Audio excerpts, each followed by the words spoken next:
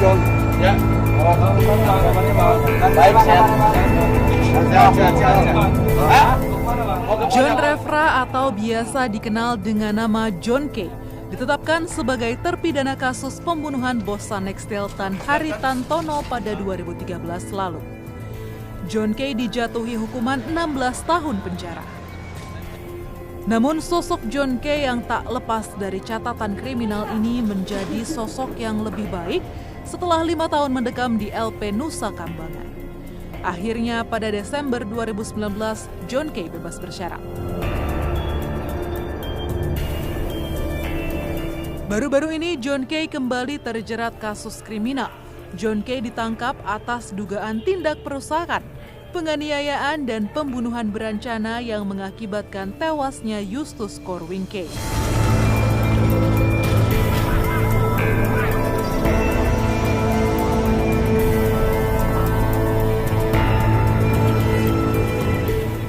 Siapa sebenarnya sosok John K? Berikut perjalanan hidupnya. John K dilahirkan di Pulau K, Ambon, Maluku pada tanggal 10 September 1969. Ayah ibunya petani. John K menjalani masa kecilnya yang pahit karena harus hidup dalam kemiskinan. Karena keadaan keluarganya yang miskin, John K sering dibuli. Tak kuat terus-menerus dibuli, akhirnya John melawan dan kerap terlibat dalam perkelahian.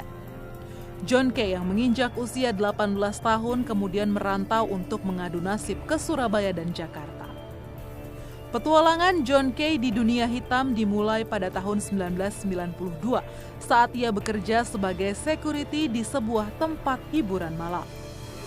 Dalam menjalankan profesinya, John K sering terlibat dalam sejumlah keributan di tempatnya bekerja.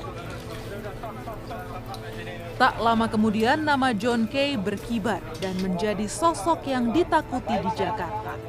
Pengikut setianya pun semakin banyak yang dikenal sebagai kelompok K. John K dikenal sebagai salah satu mafia di ibu kota. Namanya kerap kali menghiasi media massa pada awal 2000-an bersama dengan kelompok Basri Sangaji dan juga Hercules. Sampai akhirnya John K terjerat kasus pembunuhan bos PT Sunexteel Indonesia Tan Haritantono alias Ayung pada Januari 2012 silam. John K dinyatakan bersalah dan divonis dengan hukuman 12 tahun penjara. Mahkamah Agung kemudian memperberat vonis John K menjadi 16 tahun penjara pada pertengahan 2013 lalu. John K pun menjalani hukuman di Lapas Permisan Nusa Kambangan, Jawa Tengah. Selama di Nusa Kambangan, John K ditempatkan di blok khusus bagi narapidana yang dianggap beresiko tinggi selama 3 bulan lamanya. John K yang dikenal kejam ini kemudian berubah menjadi sosok yang lebih baik. Perubahan itu terjadi setelah ia menjalani masa hukuman selama hampir 6 tahun di LP Nusa Kambangan. Dalam masa tahanan, ia mengaku menghabiskan waktunya dengan membaca, beribadah, dan mengaku menyesal akan perbuatannya. Bahkan ia menjadi pendeta dan memberikan pencerahan bagi narapidana lain. John K kemudian mendapat pembebasan bersyarat berdasarkan surat keputusan Menteri Hukum dan HAM RI dengan nomor PAS 1502 PK 010406 tahun 2019 tanggal 23 Desember 2019. Direktorat Jenderal Pemasyarakatan Kementerian Hukum dan HAM menyatakan John K menjalani pembebasan bersyarat sejak Kamis 26 Desember 2019 lalu. Selama menjalani pidana, John K mendapat remisi sebanyak 36 bulan 30 hari. Berdasarkan perhitungan, John K baru akan bebas murni pada 31 Maret 2025 mendatang. Selepas menjalani masa hukuman, John K bebas bersyarat. John K pun memutuskan untuk melanjutkan hidup di jalan Tuhan dengan menjadi seorang pendeta. Saya yakin dan percaya bahwa saya berubah menjadi hidup baru karena Tuhan Yesus. Karena Tuhan Yesus bisa merubah saya, bisa membentuk saya, sampai saya saya bisa dekatkan, saya bisa kenal dengan Tuhan Yesus. Dan Tuhan Yesus sangat baik. Dan pertama-tama saya berdiri di tempat ini, saya mengucap syukur dan berterima kasih kepada Tuhan. Dan kedua, saya bangga dan yang tak terhingga kepada istri saya dan anak-anak saya. Karena Tuhan telah memberi hati pejuang, hati yang kuat kepada istri saya dan anak-anak saya. Walaupun saya 8 tahun kurang, 7 tahun 10 bulan, mereka tetap setia dan mendukung saya sampai saya bebas. Dan itu semua karena anugerah Tuhan.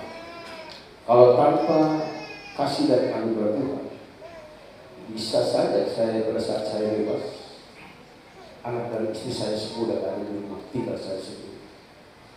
Tetapi saya yakin dan saya percaya bahwa saya punya Tuhan yang sungguh luar biasa, Tuhan yang begitu dahsyat, Tuhan yang begitu mulia, Tuhan yang menyelamatkan semua orang.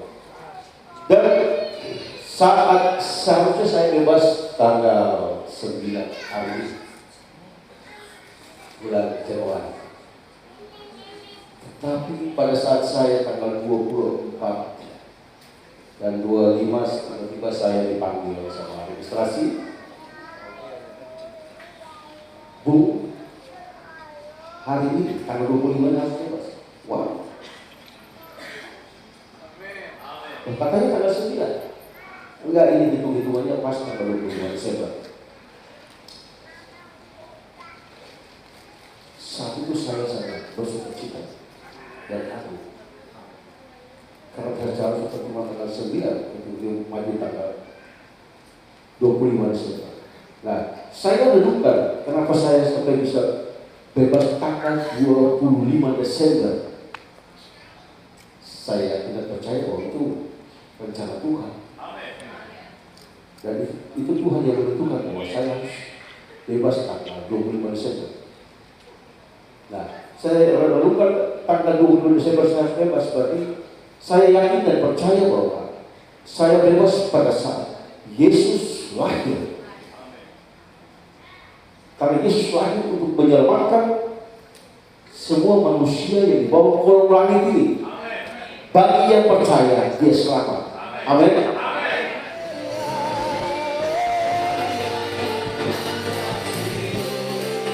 Kita tahu bahwa Bung Refra sebelum Tuhan panggil seperti apa.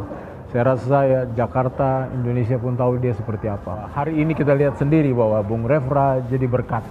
Jadi berkat untuk bangsa, jadi berkat untuk gereja, jadi berkat buat komunitas, jadi berkat buat teman-teman. Teman-teman yang dulu kacau, teman-teman yang dulu brengsek, amburadul, saat ini mereka melihat dengan mata kepala sendiri bahwa kalau ketika Tuhan merubah seseorang yang dikatakan tidak mungkin bisa bertobat, tetapi kalau Tuhan sudah naksir, Tuhan sudah cinta, Tuhan sudah pilih, itu tidak ada yang tidak mungkin.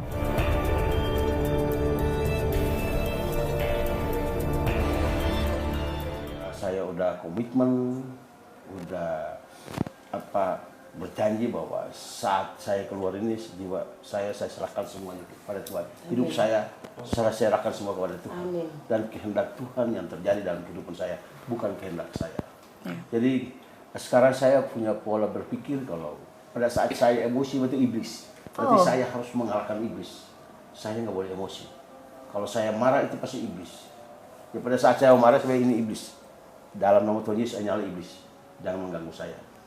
Nah, kalau dulu kalau udah marah sama prajurit bla bla bla bla bla bla. Tapi sekarang puji Tuhan itu saya bisa udah dilalui semua, udah terkontrol.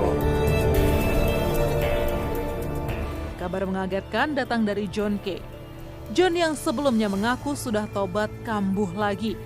Kini ia terjerat lagi kasus perusakan dan penganiayaan yang berujung kematian di Green Lake City, Tangerang Kota dan Cengkareng, Jakarta Barat.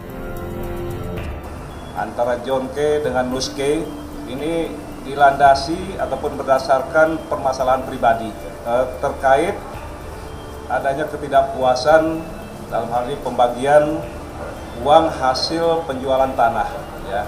Jadi ini masalah pribadi sebenarnya awalnya itu. Tetapi karena dilandasi dengan